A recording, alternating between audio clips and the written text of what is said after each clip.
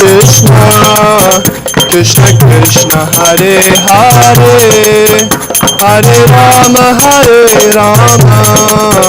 Rama Rama, Hare Hare.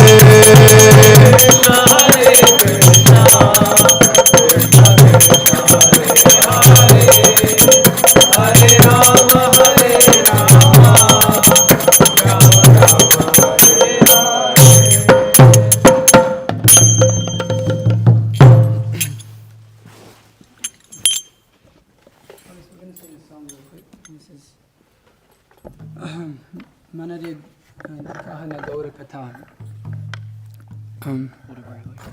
Speak only about Gauda. Speak only about Gauda. Gauda's name is the abode of nectar and the worshipful bestower of Unatojvala Prema. In sleeping, Gauda; in dreaming, Gauda; in Gauda in the stars of my eyes; in life, Gauda; at the time of death, Gauda. Gauda name is the precise necklace I wear around my neck. Precious necklace I wear around my neck. Keeping Gauranga inside my heart, I will sit alone and fix my mind on the enchanting moon-like form.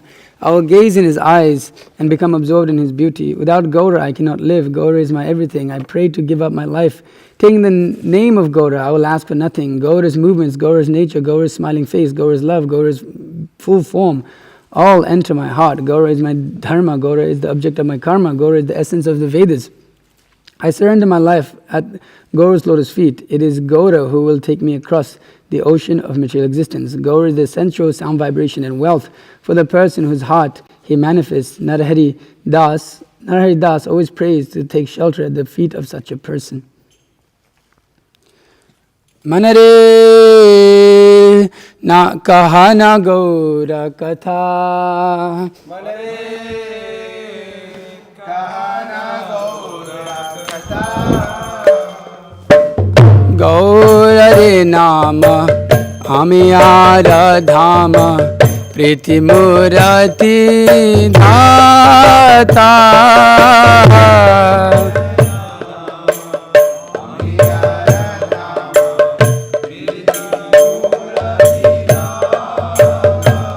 Gaura re nama amiyara dhama Piriti Murati Data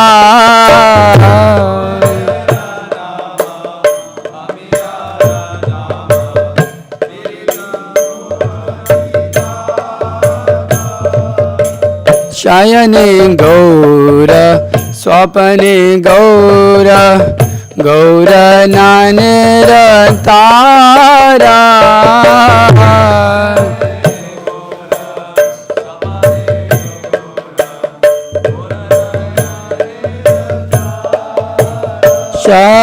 Shayani Gaura Swapane Gaura Gaura Nanirata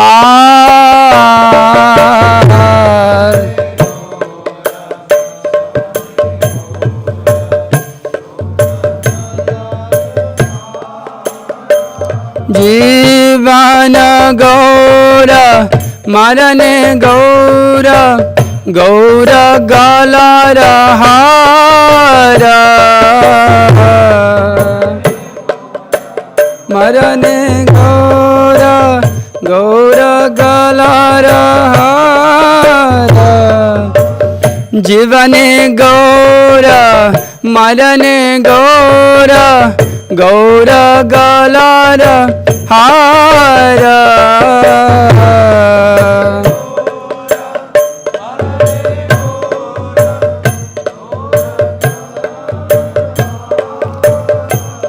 Hiyara Majhari Gauranga Rakhiya Virale Bashiya Ramba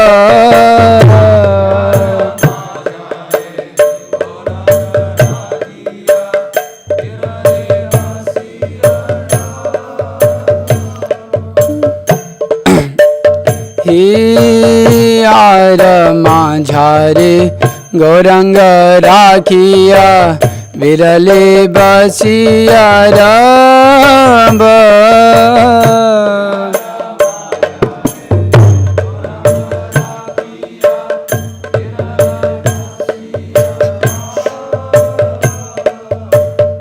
मनरे साधे ते से रूप चाँदे रे नयने नयने थोबा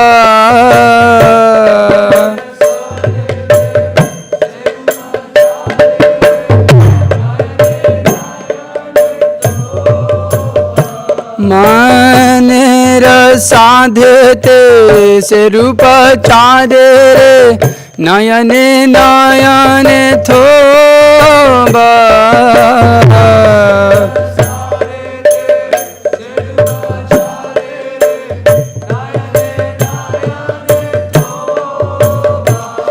गौर विहाने न वंची पराने गौर कार्य चित्सा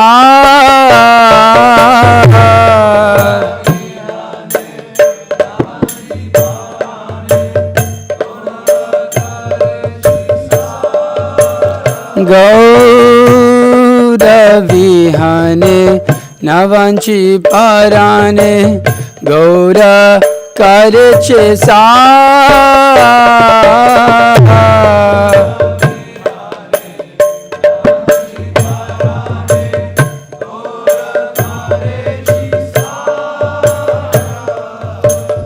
गौर बलिया जौख जीवन किछु ना चाहिब आर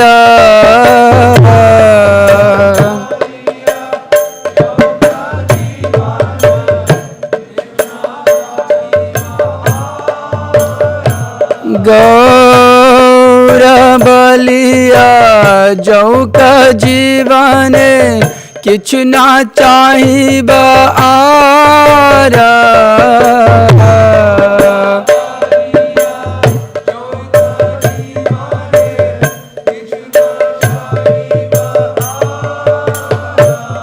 गौर गमन गौर गठन गौर मुखेर हासी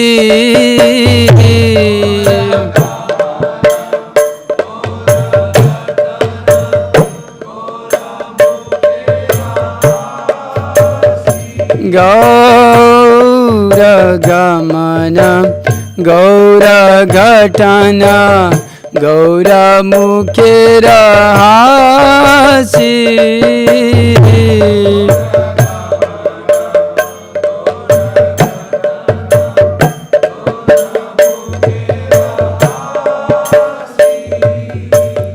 गौर पीरिति गौर मूरति हियाय रहल पासी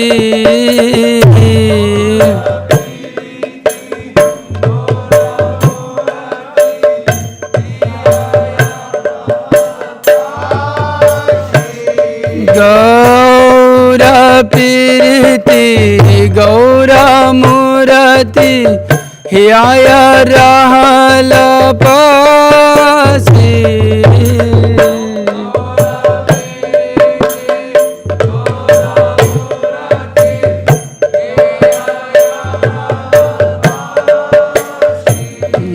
गौर धर्म गौर करम गौर विदुर सार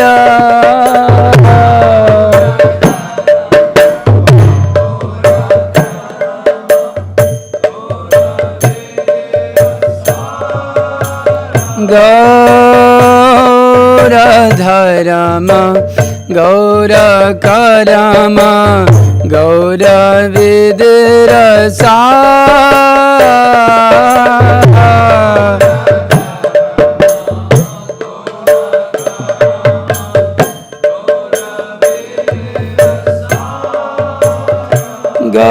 गौर चरणे गौर चरणे प्राण संपिनु गौर करिबेन पार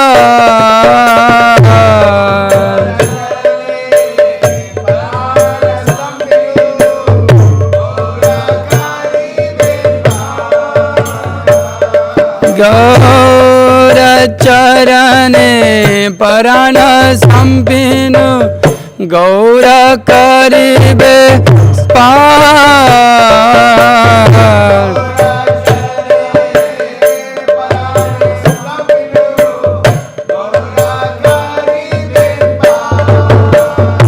गौर शब्द गौर संपद जहाँ रही आय जागे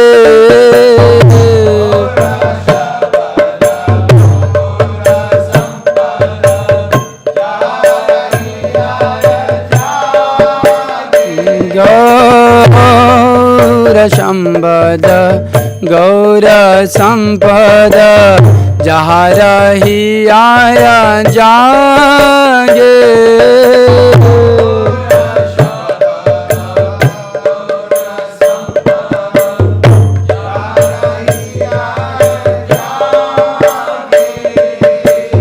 नर हरिदास तार चरणे सतत शरण मांगे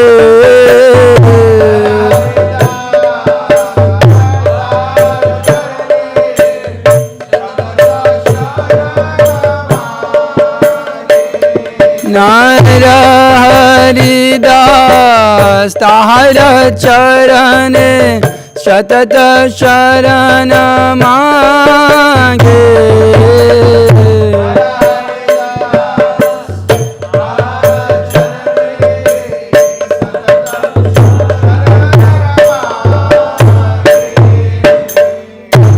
विष्णुपाद परमहंस विवेकाचार्य अष्टोत्तर शतशिव श्रीमद् ऐसी भक्ति वेदांत स्वामी श्रील प्रभुपाद की अनंत कोटि वैष्णव की नामाचार्य श्री हरिदास ठाकुर की प्रेम से गौर श्री कृष्ण चैतन्य प्रभु नित्यानंद श्री अद्वैत गदाधर श्रीवास आदि गौर भक्तवृंद की श्री राधा कृष्ण गोप गोपीनाथ श्याम कुंड राधा कुंड गिरि गोवर्धन की वृंदावन धाम की मथुरा धाम की गंगा माई की यमुना माई की तुलसी देवी की भक्ति देवी की समवेद भक्तवृंद की all glories to the assembled devotees Hare Krishna all glories to the assembled devotees Hare Krishna all glories to the assembled devotees Hare Krishna all glories to Shri Guru and Gauranga all glories to Srila Prabhupada Shri Krishna Prishtabhata Shrimate Bhakti Vikas Samitana Om Namo Bhagavate Vasudevaya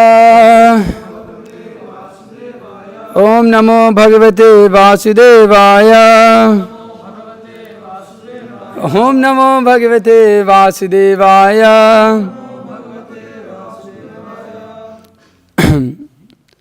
Okay, reading from chapter 3, text 825. Can someone put this up? My phone is connected, so.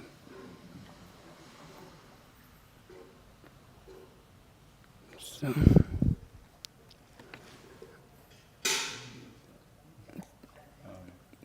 3:825. Okay. Ayamatah vistaratah swamana dihena lokatraya sangrahena vichitra divya abharana amshukhanam kritashriya apashrita vesha deham ayamato vistaratah swamana dehena lokatraya sangrahena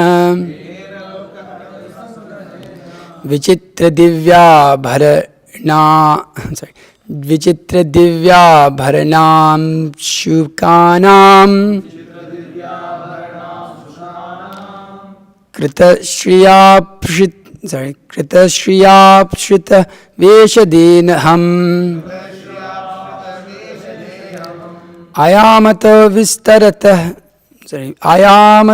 Vistaratah Swamana Dehena Lokatraya Sangrahena Vichitra Divya Bharana Sukhanam Kritashriya Prashita Veshadeham Ayamato Vistaratah Swamana Dehena lokatre sangrahena Vichitra divya bharana sukhanam Kritakshya pashitat veshadeham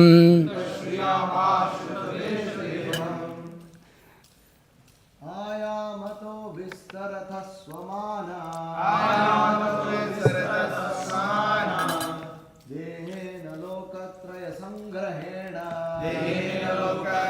Sangrahena Chitta divyabharanam shukanam Deham Chkanam Kritashriya pashuta veshadeham Rasya pasashet deham आयामतो विस्तर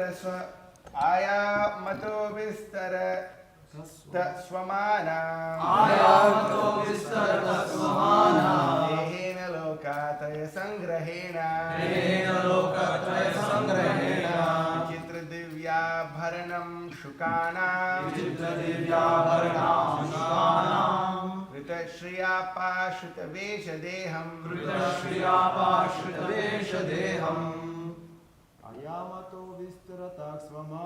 Ayamato vistarata swamana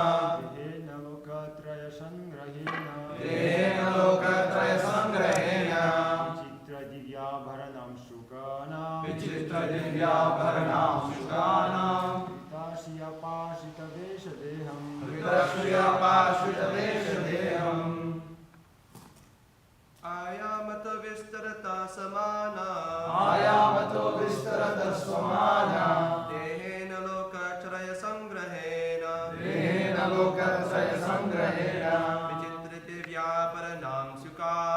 Vichitra divyabharanam sukanam Kritya shriya pashrita veshadeham Ayamato vistarata swamana Dehena lokatraya sangrahena Chitra divyabharanam shukanam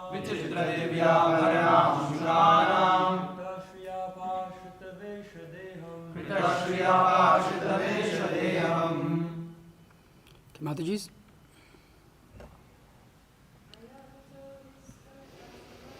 Ayamathas misrata samana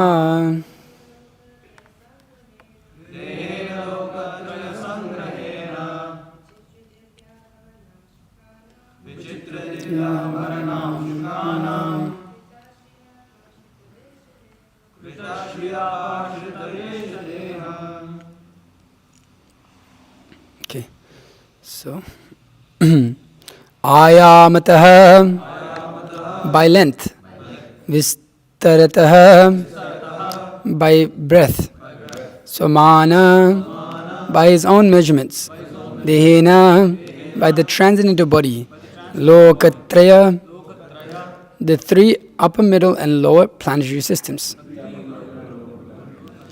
Sangrahena by total absorption, Vichitra variegated, Divya transcendental, Abharana as Angshukanam rays of the ornaments, Kritashriya Pashrita beauty created by those dresses and ornaments, Vesha dressed, Deham transcendental body. Translation and purport by His Divine Grace A.C. Bhaktivedanta Swami Srila Prabhupada Ki Jai. By his transcendental body, unlimited in length and breadth, occupied the three planetary systems, upper, middle and lower. His body was self-illuminated by unparalleled dress and variegatedness and was properly ornamented. Purport. The length and breadth of the transcendental body of the personality of Godhead could only be measured by his own measurement, because he is all-pervading throughout the complete cosmic manifestation. The beauty of the material nature is due to his personal beauty. Yet he is always magnificently dressed and ornamented to prove his transcendental variegatedness, which is so important in the advancement of spiritual knowledge. Next verse. Pumsam sukamaya vivikta margair Avyachatam Kama Durghangri Padmam Padashyayantam Kripaya Nakhindu Mayukha Binnanguli Charu Patram. Translation: The Lord showed His lotus feet by raising them. His lotus feet are the source of all awards achieved by devotion service free from material contamination. Such awards are for those who worship Him in pure devotion. The splendor of the transcendental rays for His moon-like toenails and fingernails appeared like the petals of a flower. Purport: The Lord fulfills the desires of everyone just as one desires. Pure devotees are interested in achieving the transcendental service of the Lord, which is none different from Him. Therefore, the Lord is the only desire of the pure devotee, and devotional service is the only spotless process for achieving His favor. Srila Rupa Goswami says in the Bhakti Rasamrita Sindhu that pure devotional service is jnana karmadya anavritam. Pure devotional service is without a tinge of speculative knowledge and fruitive activities. Such devotional service is able to award the pure devotee the highest result, namely direct association with the Supreme Personality of Godhead, Lord Krishna. According to the Gopala Tapani Upanishad, the Lord showed one of the many thousands of petals of His lotus feet. It is said, Brahmanyo swa anavavartam me dhyata stuta pararidhante so buddhyata gopavesho me purushtat avirbhabhuva. After penetrating for millions of years, Lord Brahma could understand the transcendent. It says penetrating, huh? Yeah. After penetrating for millions of years, Lord Brahma could understand the transcendental form of the Lord as Sri Krishna in the dress of a cowherd boy, and thus he recorded his experience in the Brahma Samhita in the famous prayer Govindamadi Purusham Tamaham Bhajami. Om Jnana Timirandasya Gyananjana Shalake Chakshuramitam Yena Tasmai Shri Gurave Namah.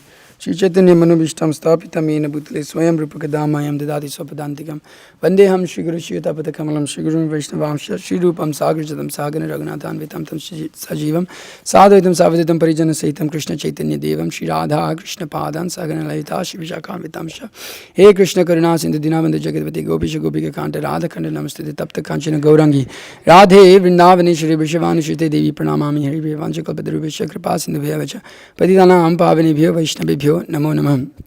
Namo Vishnupadaya Krishna Prishthaya Bhutale Srimate Bhakti Vikasa Swaminiti Namane. Namo Vishnupadaya Krishna Prishthaya Bhutale Srimate Bhakti Vedanta Swaminiti Namane. Namaste Saraswate Devi Gauravani Prasharine Nirvisesha Shunyavadi Pashyate Deshatarine. Jai Shri Krishna Chaitanya Prabhu Nityananda Shri Advaita Gadadhara Srivasadi Gaura Bhaktavindam. Hare Krishna Krishna Krishna Hare Hare Hare Rama Rama Rama Hare Hare. Dhyanananda Mayam Deva Nil Shrubdakakriti Madaram Sarva Vidyana Mahagrivam Vasme Guru Vaishnava Bhagavanti Nirasmaravaya Vigna Vinachana Ashaya Nijavanchita Purana.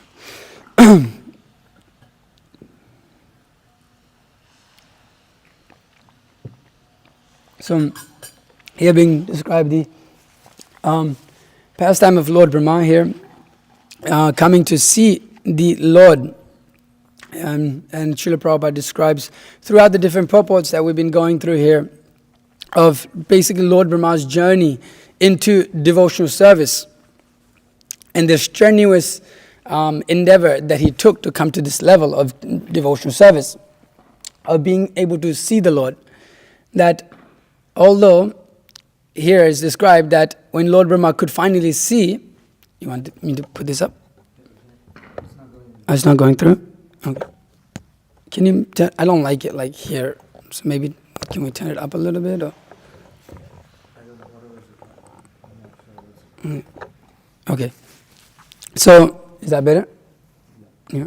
Okay, maybe you have to turn it up a little bit, maybe, because I'll probably move around. Okay. So, Lord Brahma's journey into, you could say, devotion service is born on this lotus flower. He's endeavoring to go down the stem and cannot find the end of it and has no knowledge of what's going on at all. Completely clueless. And, Srila Prabhupada comments in some of the purports that, well, he just sat down and he meditated for 100 years. And Srila Prabhupada calculates that to where one day of Brahma is what, 4.8.4, what is it? His day is 4.3 and then his night is 4.3 billion years, so 8.4 billion years, something like that. That's one day. but he meditated for 100 years on the form of the Lord. So that's a long time to come to this platform of being able to see the Lord. And when he actually saw him everywhere. It's mentioned here that his transcendental body was situated here. His transcendental body, unlimited in length and breadth, occupied the 3 planetary systems, upper, middle, and lower. That he was situated everywhere, although before his meditation he couldn't see the Lord at all. And it's interesting that because the planetary systems haven't been manifest yet, because Lord Brahma hasn't begun the manifestation of all of these things, but it's been described that he occupied all of the 3 planetary systems. So the Lord is everywhere, but for one who doesn't have the ability to see, the eyes to see, one cannot see the Lord at all. And so as Janardhan Krishna Prabhu was describing in the class that he gave on Saturday, that the people are able to see some level of beauty in nature, which is, Srila Prabhupada comments here, a perverted reflection of the Lord's personal beauty. Or did he comment that somewhere? I read that. That it is the reflection of the beauty of the Lord. That people take that to be very magnanimous, very amazing. Like, wow, it's quite a wonderful thing, very wondrous. This wonder overcomes those. Still can't hear. So it's.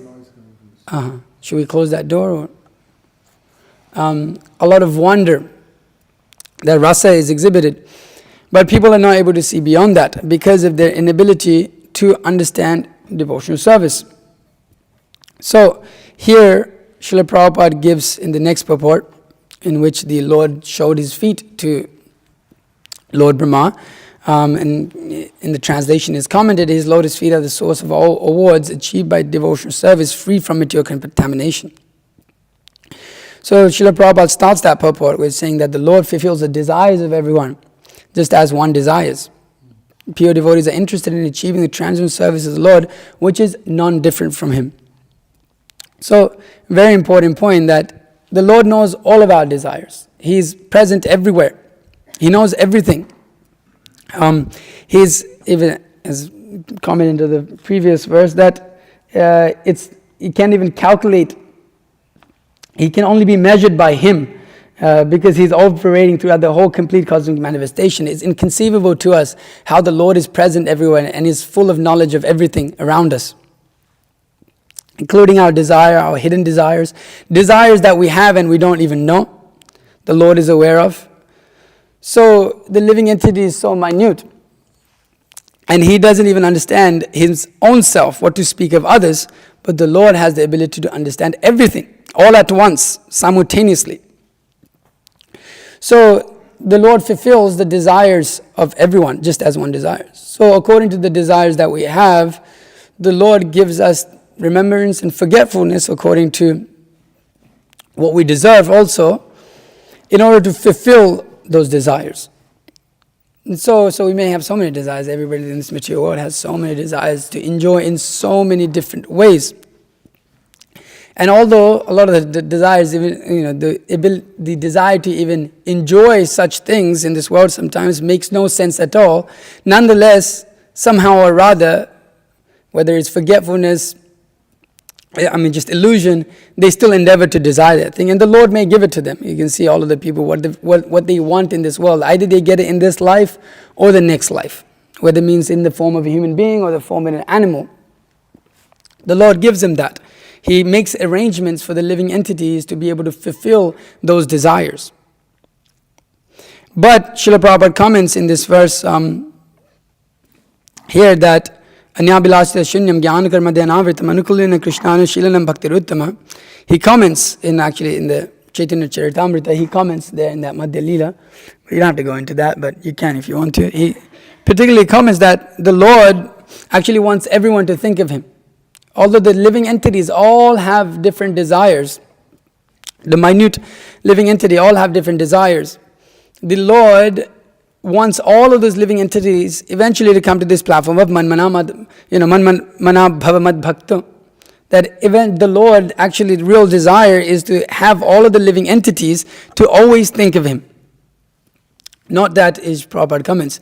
Everyone to become his devotee, not the devotees of demigods or the devotees of, the Pitas or whatever it may be in this world. That is the real desire of the Lord. So, that is also the real desire of the living entity. But being bewildered by material nature, those desires are exhibited in so many ways. So there's the, sarvakama, akamas, and the mokshakamas. All three categories, those who desire everything, those who desire nothing at all, the Buddhists, you could say, they literally desire nothing. And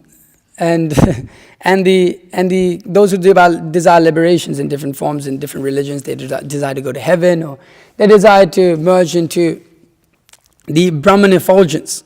So these are all three different levels of people that are there. And all of them may attain whatever they want according to their qualification, and the Lord directs them accordingly. But the pure devotees are interested in achieving the transcendental service of the Lord, which is not different from Him. So the pure devotee's desire is only one. Actually, I was thinking about that verse, that akama, sarvakama, vamokshakama. Actually, the devotees are also all three of these. Because their desire is one of the Supreme Personality of Godhead. They are akama in that they don't want anything for themselves. They have no desire for themselves. They're sarvakama. How? Because they want to engage the whole world in devotional service, anything and everything. They don't give up anything. They simply desire to engage everything in the Lord's service, everyone in the Lord's service. They want millions of followers for the sake of worshipping the Lord, not for the sake of worshipping themselves. They want all of the beauty of this world in order to dress Krishna. They want all of the beautiful flowers of this world to dress Krishna. All the beautiful dresses, all the beautiful ornaments, so many diamonds and jewels. They want all of those things, not for themselves, but simply to dress the Lord. And they're also mokshakama. They want to liberate the whole world from this samsara. That is the position of a Vaishnava. And how do they do that? Tivrena bhakti yogena. That they do it by intense bhakti to the Supreme Personality of Godhead. So, the pure devotees of the Lord are also of the same, you could say tendency or the same base here. Sarvakama, mokshakama, akama. They're actually all three. And so, why? Because they're only interested in achieving the transcendental service of the Lord. They only want to serve the Lord. Therefore, the Lord is the only desire of the pure devotee, and devotional service is the spotless process for achieving His favor. So Srila Prabhupada, in that other verse, in this Jnana Karma Dhyanamritam, he describes what that process of devotional service is. How that process of devotional service should be achieved, and how one should actually particularly perform that. So Srila Prabhupada, obviously, he says that everyone should offer obeisances from moment to moment to the Supreme Personality of Godhead. But Srila Prabhupada specifically makes the point in this purport here that actually to be able to do that, one must preach. That the best way to actually be only desirous of serving the Lord or develop pure desire to serve the Lord is to preach the message of Krishna consciousness. Because by doing so, one becomes dear to the Lord. And so Srila Prabhupada specifically comments that how should one do that? He says, the first business of a pure devotee is to satisfy his spiritual master, whose only business is to spread Krishna consciousness. And if one can satisfy the spiritual master, Krishna is automatically satisfied. So that's the first business of a pure devotee. So if one's desire simply comes to the platform of satisfying his spiritual master, that is his only desire, then that, unripe mangoes become ripe mangoes. That is the path of pure devotional service. That is the only path of pure devotional service, is to become a complete surrendered disciple of a spiritual master, of your spiritual master. So, and what is the duty of that spiritual master? He says, whose only business, that spiritual master's only business is to spread the Krishna consciousness movement. So what does the spiritual master do? The spiritual master simply engages that disciple in that service of the Supreme Personality of Godhead, in engaging in preaching. the message of the Lord, preaching this pure devotional service without jnana karma dhanavritam, teaching that without any tinge of speculative knowledge or fruitive activities. Because that devotional service is able to grant the highest platform of material, everything of existence to the individual jiva, as being said here, that as devotional service is able to award the pure devotee the highest result, the pure devotee the highest result, although the pure devotee is already on that platform of being able to see the Supreme Personality of Godhead, engage in his service, as Prabhupada said, it gives the pure devotee the highest result of being able to see Krishna, as Brahma is seeing Krishna, face to face, as Srila Prabhupada often said. And so here, at the end of this purport, Prabhupada says that a pure devotee does not engage himself in pseudo-devotional service. He is interested only in satisfying Krishna. If one lives only for the satisfaction of Krishna, it does not matter whether he belongs to this order of life or that order of life. One's only business should be to satisfy Krishna. This process is completely manifest in the activities of the Krishna consciousness movement. It is actually proved that the entire world can accept devotional service without failure. One simply has to follow the instructions of the representative of Krishna. So that is very clear that the Srila Prabhupada, making the point, he did it himself. So he came to the West and pretty much changed everybody, changed the whole concept of material society and turned him to this pure devotional service, and showed how that actually one can accept devotional service without failure, that it can be spread all over the world without failure. And how? Simply by following the instructions of the representative Krishna. Very simple. It's a very simple process of pure devotional service, actually. But it gets complicated because we haven't accepted that, then we're not able to convince others of pure devotional service, and then we think, well, why aren't we able to convince others of pure devotional service when we ourselves are not convinced of pure devotional service or the path of pure devotional service? So then there is this dilemma or a cycle nature of, we're not completely surrendered to the instructions of the representative of Krishna, and then as a result, people are not coming or surrendering to the platform of pure devotional service.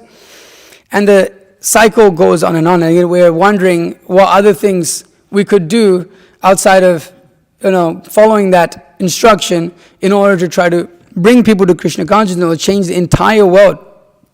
Listening to these set of lecture given by Sitala Mataji in her 50 years in ISKCON, she describes how that people were just turning up and just becoming devotees. It was like if you went close by, if you went to the temple, in any city, you would probably see your friends. She was saying like that. I saw all of the peoples that were around, and I would see, oh, there's Diane, and there's this, and there's her, and there's him, and she was describing like that actually the whole Krishna consciousness movement was being spread all over North America simply on the level of Srila Prabhupada following his spiritual master's orders.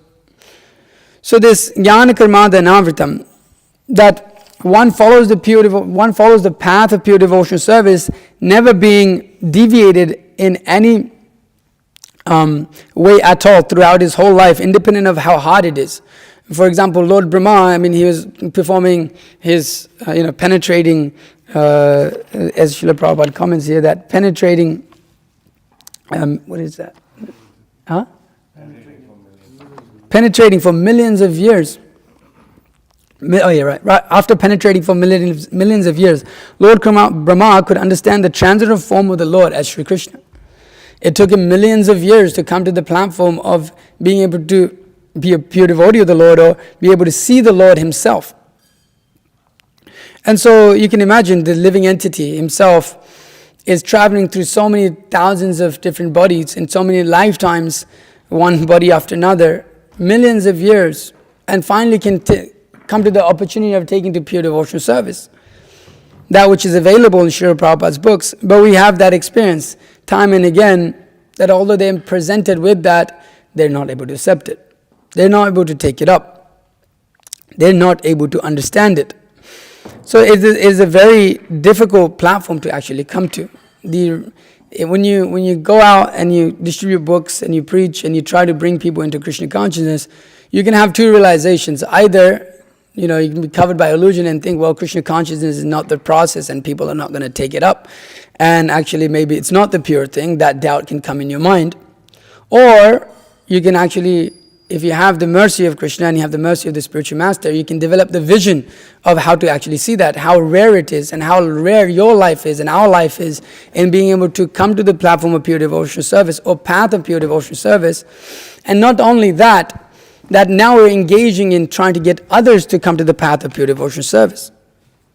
That how profound that is and how rare that is to be able to do that, and how when one recognizes that platform of pure devotional service, that he should make it a point in his life to never, ever, ever let go of that platform. Because you realize, you see these people and you're like, man, they practically feels like they have no hope at all. Sometimes it's like, what hope do they have? They don't have good intelligence, they don't have good character. They're practically disqualified in so many different ways. And then we look at ourselves and it's like, we're also disqualified in so many different ways. But somehow or other, we've been able to, by the mercy of the devotees, penetrate through the material energy and be able to come to the platform of performing some level of devotional service. It is a very rare platform. One can only actually recognize that platform of devotional service when actually one preaches. One becomes advanced on the level of just preaching, and Srila Prabhupada says, thinking of Krishna, because he recognizes how rare it is to actually love Krishna, or to actually even endeavor to love Krishna, to recognize Krishna. And so one can actually start to make proper progress if he has the proper vision of devotional service. If he's unmotivated, if he's able to see how rare this platform is. And so after even millions of years, it took Brahma, who is made of pure intelligence, millions of years to come to this platform of devotional service. But we see that in our experience, we can see that people are also, although most may not take it up, people are able to immediately also come up to that platform of being able to serve Krishna in an unmotivated way in a very short amount of time. Here's millions of years, 100 years of Lord Brahma. But we see that devotees, even over the lifetime of 50 years, 60 years, I think as my Guru Maharaj was saying, that 40 years if you chant Hare Krishna like very attentively, you'll come to the platform of Suddhanam, be able to come to experience the pure holy name. So Prabhupada said that. So if you spend 40 years chanting Hare Krishna, which is not the austerity that Brahma is having to take in just meditating. So just by chanting Hare Krishna for one's whole life, whether it's chanting and dancing, the holy name of the Lord, chanting Hare Krishna on his beads properly, then he can come to the platform of being able to see the Lord face to face. That is possible by the engagement of service, engaging in the service of the spiritual master. Srila Prabhupada makes that point. That is one's only success. Actually being able to purely engage in the devotional service that the spiritual master engages us in. So that is how to come to platform pure devotional service. Otherwise it may take us millions and millions of years. And actually even after millions and millions of years, you're going to have to come to that point anyways. There's no way around it.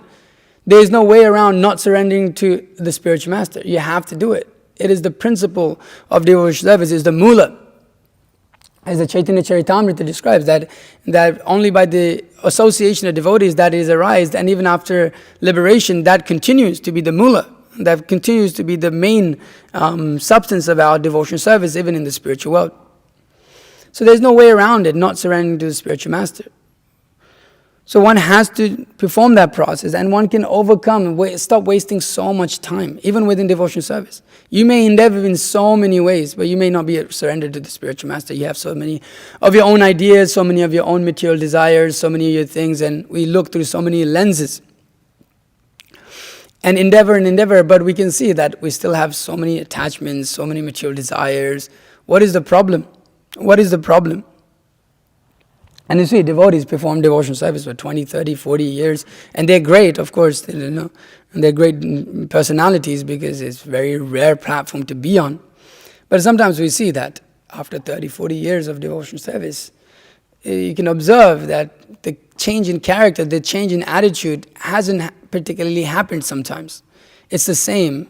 It's like not very much different from sometimes even materialist. It's a bad experience within devotional service to see such a thing, but it happens because the inability to surrender to the spiritual masters and his instructions, or to doubt the spiritual master's instructions, or to deviate from the spiritual master's instruction, they all come about. And then the doubt comes about, and then oh, maybe it's not like that. Maybe now we should go do something else, or maybe it's not particularly right what Srila Prabhupada said, or it's not exactly what we should do. Of course, there's room in conversing with that or seeing that out, but one outrightly rejects the spiritual master and his instructions because they're non-different. You reject the instructions of the spiritual master, you reject the spiritual master.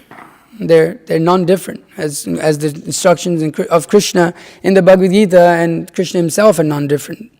The Nam and the Nami. So one cannot reject those instructions. Otherwise, one may have to spend, even though one has come to superficially some level of devotional service, he may still have to go through lifetimes of performing devotional service to come to the platform of generating enough piety to be able to surrender completely to the spiritual master. So it takes a lot to come to the platform of pure devotional service.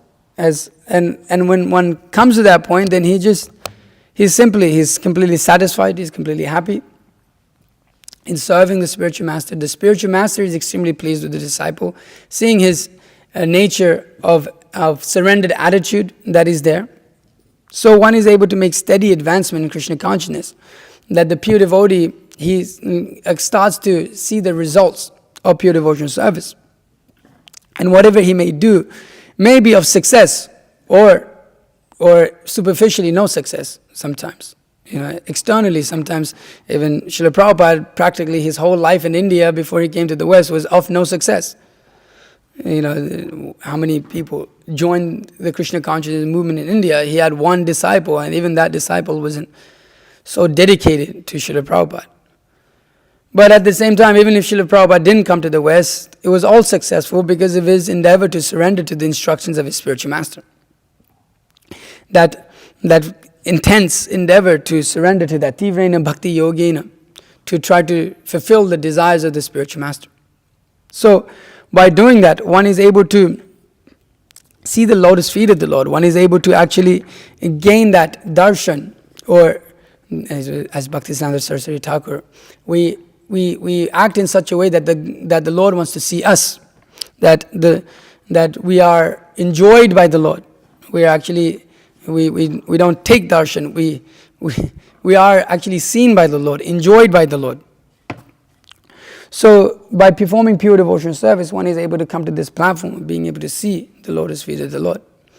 And it's possible, but one has to intensely engage in that preaching of the Krishna consciousness movement.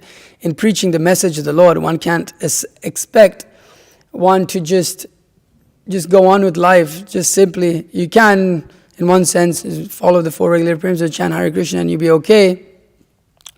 But it is a complete different level to come to the platform of performing Tivra Bhakti, intense devotional service, in which one is constantly trying to give that to others, like we're all doing and trying. That is the path of pure devotional service. That is the path of Sankirtan Yajna. That the Manobishtam, the inner heart of Sri Chaitanya Mahaprabhu, to be able to give this Krishna consciousness movement to others. So by doing so, we not only purify others, but we purify ourselves. We save ourselves from so many births and death in this material world, and save others. And by doing it, we become dear to Krishna, whether sometimes we may be successful or we may not be successful. But the fact that we strictly adhere to the instructions of the spiritual master, that in itself is the success of the devotee.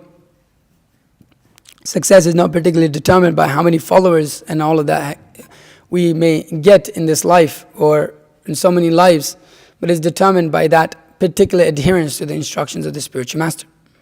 As Bhaktisiddhanta Saraswati Thakur said, he himself said that in the Bhaktisiddhanta Vaibhav that is written, that even if only one person becomes a pure devotee, this is completely successful. If one big person just takes up devotional service, everything is successful. Of course, because the devotees are sarvakama, they want the whole. They're not satisfied with just one person. They want the whole world to become Krishna conscious.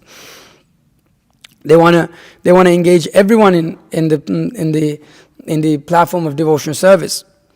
But it is all successful. The platform of pure devotional service, nothing to lose, everything to gain. So we can go on intensely, whatever the result may be, performing devotional service, expanding book distribution, trying to make more devotees, expanding prasadam distribution, all of the things that Srila Prabhupada laid out for us. And specifically at the center, being Sankirtan and the farms, making it clear that is, we often discuss, that is the desire of Srila Prabhupada, that such things get established and be taught to the society of how to actually live a life of pure devotional service, so that we can exemplify that and show that to others. That is not just written in a book, but is actually a life that people can actually live.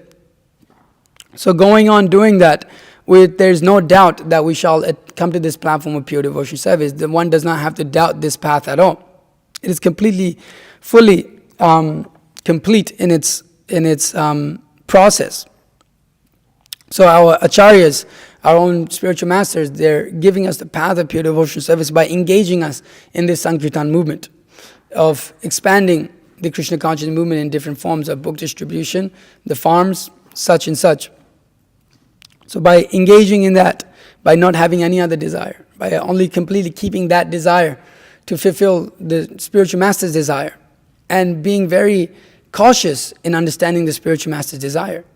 Because sometimes the spiritual master may see that you have an alternative desire, and then sometimes he may not exactly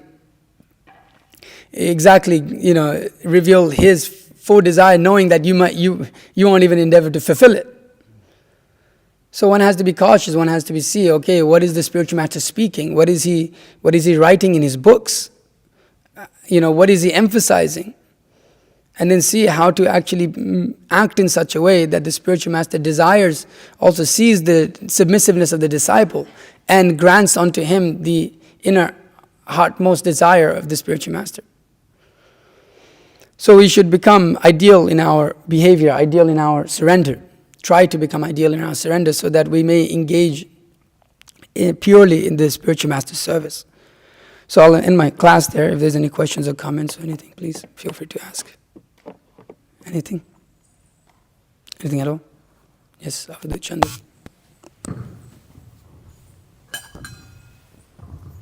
Prabhu, we're hearing how Lord Brahma meditated for millions of years, and Rupa Goswami says that Utsahan nishayat daryat, one should be patient.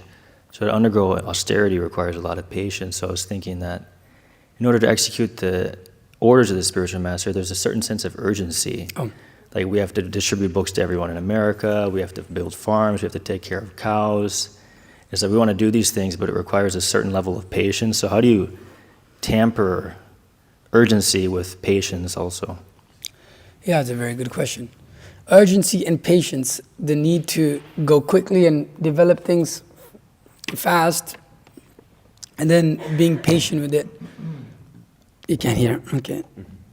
Let me lower this. And then, maybe don't lower it. Yeah, okay. So, how do you do such a thing? Well, you have to see. Patience is required in that we never become deviated from or doubt the words of the spiritual master. We're very patient in being completely surrendered to that principle of devotional service.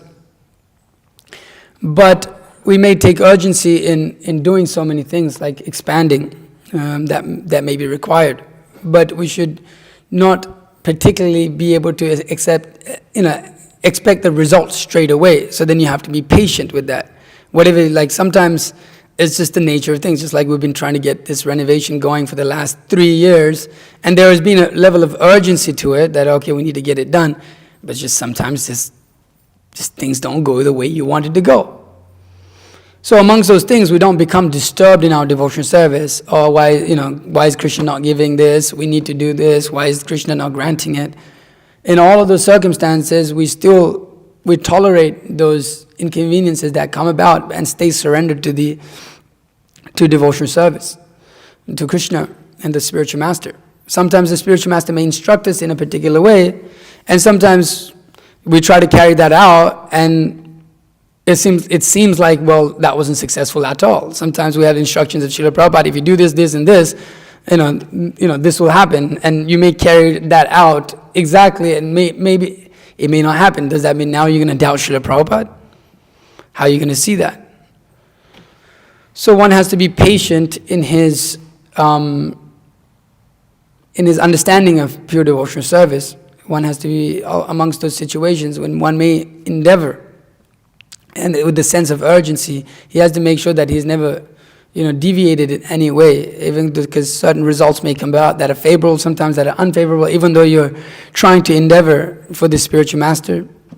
So that patience specifically is in being patient with performing the platform of pure devotional service. It's like don't deviate, even though sometimes when we endeavor, results may not come. Stick with the principles of pure devotional service, whether the results come or not. But yeah, at the same time, we're urgent in urgently trying to establish what Srila Prabhupada wanted. So it has to be seen. There's what is to be done when should we hold back a little bit, when is it, do we have enough money, do we have enough men, do we have what is required. So it requires, there's a lot of different things, but specifically here that when making endeavor, we're met with a lot of challenges in this world. So we should always stay patient in performing our own devotional service and going on with it. So do you have anything else you want to add to that? Well, I mean, since we're in the season of Lord Ramachandra, we see this is the same feeling that Bharata had, is that the citizens of Ayodhya urgently require, the whole state is desolate, the mothers required Rama to return, everything seems logical, and he was really pushing, if you read. Somehow, but there was another plan, and the plan was that Ravana had to get killed, but that was not revealed to Bharata. And it's interesting, the celestial rishis, they tell Bharata that you need to follow Rama's advice. They won't tell him that, well, this is because Ravana has to get killed, so be patient, but they won't tell him that. They'll talk to him, but they won't tell him this. So it's like interesting, And as we see, Bharata didn't know anything about this until the very fag end of the 14 years, where practically, there is little fear that Bharata had, that what if Rama doesn't return? Because my father has ordered me to become the king. Rama is saying father's order. So he's taking father's order for 14 years. What if he takes father's order that I should become king and he doesn't return? I've told him that I'll commit suicide. This is like this close to the 14 years ending. And then Rama comes, and that's when Hanuman comes and tells him that everything happened. But until that point of time, nothing was revealed to him. He had a great sense of urgency, and he just couldn't understand why. You think about it, Rama is promising that he'll come back and he'll become the king. But so that's a deviation from the father's order, maybe, not really. That's because Bharata didn't accept it. But the point is that Rama is sticking to 14 years. So it's like, it's a little bewildering as far from the perspective of logic. But which is why Acharyas give the example of Bharata as having to, patiently wait for the Lord's mercy, as the example that's given in the verse of the Srimad Bhagavatam, Tatenu Kampamsa Samikshamano. So, we want to execute things urgently. Suresh, Guru Maharaj's picture should remain. So we're supposed to patiently, we're supposed to execute the orders of the spiritual master, and like you said, you have to have faith and patience. And Bharata had to have faith in Rama's instructions, in Rama's word. It's a tough one. And sometimes we can't understand what the plan of the Supreme Lord is, but ultimately the Supreme Lord is in control, and He's always in control. He always has a plan, and it's very difficult to decipher His plan. And it doesn't get revealed until He wants it to be revealed. I mean, Srila Prabhupada, what better example is there of than Srila Prabhupada also? I mean, he came, urgency, well, about to exhibiting the pastime of, nearing his end of his pastimes in this world. He's 70 years old, heart attacks and such, comes to New York, has no idea, he doesn't even know what snow is. And it's like, somebody painted the walls white. It's like, well, and then also for a whole year, practically no devotees are made. And it's like, he's just walking up and down these streets. He's going, seemingly, he's like, well, maybe it's not going to, he's like convinced, well, this is not going to work out. Like, I'm going to go back to India. He goes to get his ticket every week back, basically. He's like, well, when is the next train? When is the next ship? Oh, okay, maybe I'll go next week. When's the next ship? Maybe I'll go next week. But, Srila Prabhupada exhibited that patience, had no idea what was going to happen at all. What is the plan of the Lord? But he said, kashtera putali jata nachao semati. That however you like, my dear Lord, I am your puppet, and you control me. And he exhibited that mood, whatever you may do, So you see that patience from our Acharya, just like, whoa, extremely patient, extremely patient, just going through. Although he's performed, he came to the West and obeyed his spiritual master's orders, fully surrendered to it, gave everything up, but nothing's working out. It's like, absolutely, you read it, and it's like, oh man, this is like a terrible situation. Or what worse of a situation could you be in? So yeah, you have to, it may take a long time to sometimes fulfill the orders of the spiritual master. Take a long time, but one cannot give up. One has to stick to it, and then the mercy may come through in many different ways. Is there any other question or anything? Yes, bro. We see in the Brahma Samhita that he heard Divya Saraswati say tapa, and she gives him a mantra, and then he meditates upon that mantra and he attains perfection. So over here in the Srimad Bhagavatam, there's no mention of that. I don't think so. Yeah, I read through the translations. Is it two different, like Brahma? Is it what do you know what's going on? Yeah, I guess it's not mentioned. Like you said, you know something about that? That Brahma, he heard like tapa. The like voice of like Vishnu. Is this on? The voice of Vishnu said tapa. It's like the first word that Brahma heard, and then he engaged in his austerity. I don't remember where I heard this from. When I was in LA, this point came up when we were also going through the third canto in Bhagavatam class. Did you, Prabhu, hear anything about this? Of like, Saraswati said it, but I heard that it was Vishnu that said tapa, that inspired Brahma to engage in tapasya.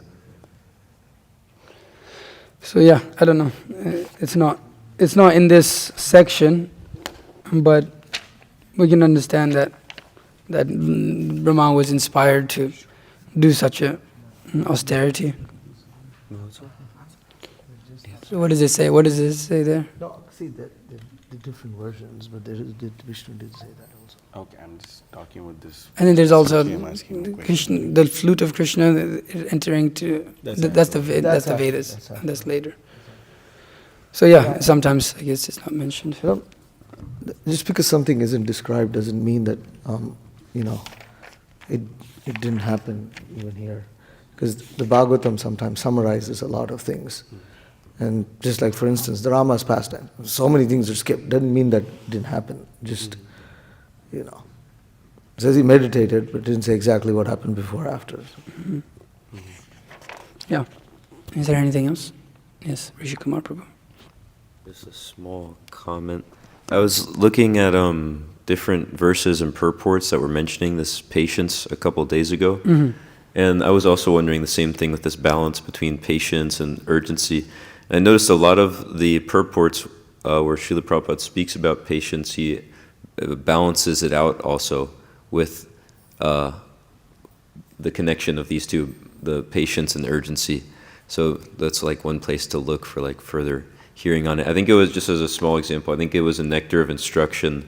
There, Srila Prabhupada in the purport, he is defining patience and explaining it. And then just afterwards he says, but this doesn't mean that one should just sit idly. They should also endeavor with enthusiasm. And then he goes on and explains that. There were several purports where that kind of theme was there, showing both of those qualities. Yeah. We don't just wait around for something to happen. The thing is, the only time urgency actually contradicts patience is when we kind of unknowingly start to think that things need to happen the way we think it should happen. And that's the problem, because we're not the Supreme Lord. The Supreme Lord has his timeline. The devotee can desire that something happens like that, but then, and so he's endeavoring, he's trying sincerely, but the only time that this urgency seems to contradict and cause some frustration is when, we forget that things ultimately is on Krishna's timeline.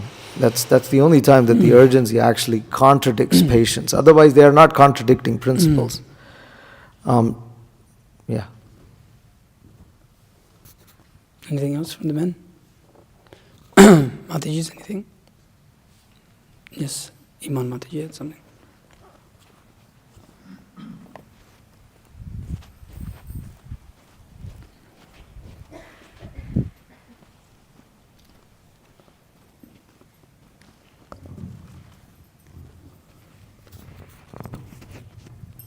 Hare Krishna. I just wanted to make a comment along with being patient. I was speaking to Damodar Prabhu just a few days ago at my visit in Prabhupada village, and he was explaining that when we want things to happen, and we want things to happen with a sense of urgency, we lose patience and we become restless because we think that this is what's going to make me happy, or this is what I need to do, or this is what, I should do for my spiritual life. But he was explaining that, as you said in class, just following the order of the spiritual master and just following along exactly what he prescribes to us. And one key thing I took from that conversation is that when we have a service and we just stick to like our service, then we become, fixed in that. And what else? He was saying that the meaning of a true disciple is to, hang on to that, what's the word I'm looking for? Hang on to that, I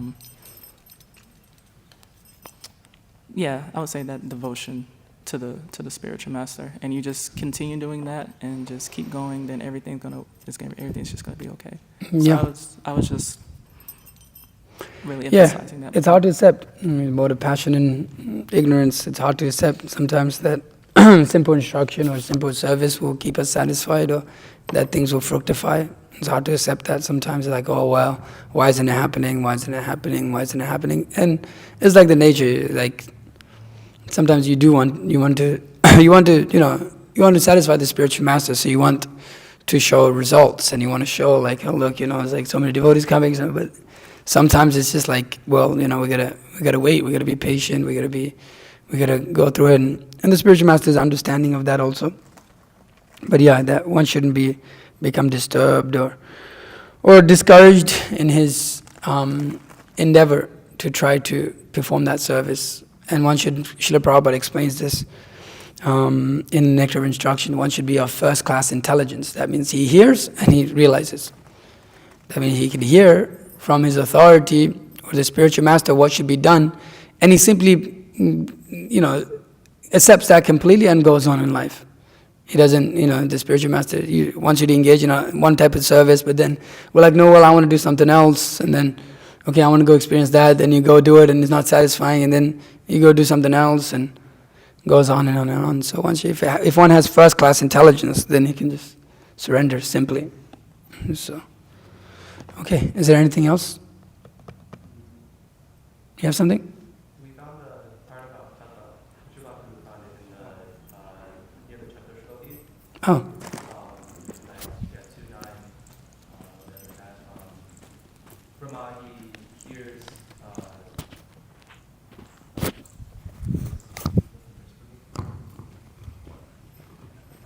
You covered that pretty fast. But yeah, I think that's great. Yeah. Yeah, but Mitravan Prabhu was making the point that, this is the verse. While thus engaged in thinking in the water, Ramaji heard twice from nearby 2 syllables joined together. One of the syllables was taken from the 16th, and the other from the 21st of the Sparsha alphabets. And both joined to become the wealth of the rounds order of life. So it's just like indirectly describing tapa. That, Prabhupada then says in the purport, the 16th of the group is called ta, whereas the 21st letter is called pa. So when they're joined together, the word tapa or penance is constructed. And that Mitravan Prabhu was making the point that the reason why this detail wasn't covered in the third canto is because this was already mentioned in the second canto. Oh. So there's no need to bring it up again. Okay. There you go. Does that cover it? There's more. More about that. Okay. All right. Srimad Bhagavatam ki jai. Srila Prabhupada ki jai.